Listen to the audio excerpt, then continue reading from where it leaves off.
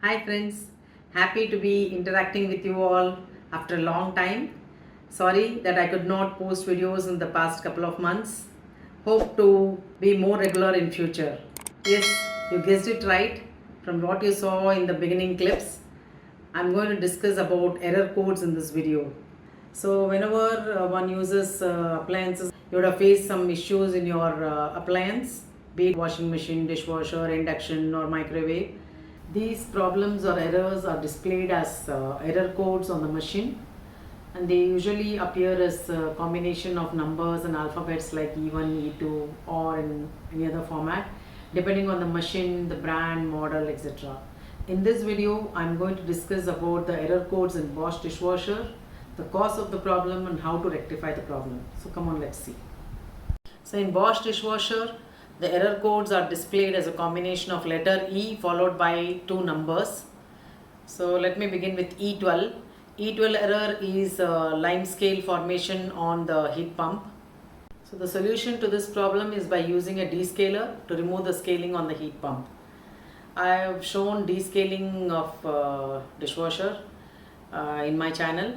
You can click the link above to see the videos, or you can even find the video link in the description given below. So if the problem persists, that is the error code still appears after descaling, call for service. E14, which is water filling system error. This is to do with water flowing into the dishwasher. This means that there is a flow meter failure which cannot be addressed by us. So when you see E14, please call for service. Error E15 is displayed when water leakage protection system has been activated. It means that water is detected at the base of the dishwasher, and to rectify this you have to call for service. E16 or E17. This is water filling error. This means that water is unable to enter the dishwasher. So the solution is to check whether the inlet pipe is blocked or kinked or damaged. If error persists, call for service. So when you see E18, it means water flow error. So when you start a program, there is not enough water filling in the dishwasher, that is water is low, or it could also be that water is not pumped properly. There are two possible remedies to this problem. One is to check if the inlet pipe is kinked or damaged. If it is, then it has to be rectified.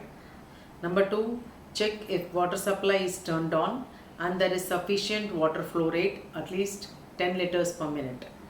If you need further assistance, you have to call for service. Display of error E22 means the filters are blocked. Not the inlet filter, but the drain filter. For those of you who are not aware, the drain filter in the dishwasher is at the base of the chamber. It has to be removed and cleaned regularly as food particles get accumulated here. Watch my video on how to remove and clean the filter by clicking the link above or the link in the description. Error E23 means there is an issue with the drain pump.